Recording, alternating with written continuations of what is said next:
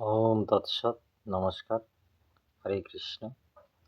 আমরা সকলেই ভক্ত বলে নিজেকে দাবি করি এবং পরিচয় দিই, কিন্তু ভগবানের প্রিয় ভক্ত কে?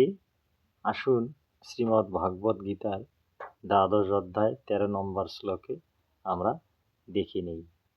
ভগবান বলছেন, অদৃষ্টা সর্বভূতানাং করুণ এব চ নির্মম নিরহংকার সম দুঃখ সুখ সমী।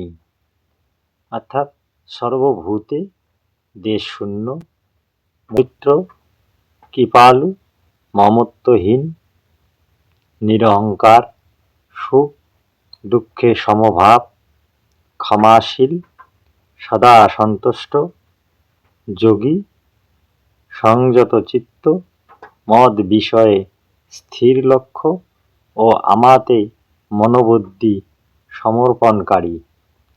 এইরূপ যে ব্যক্তি, সে আমার ভক্ত, তিনি আমার অতি প্রিয়।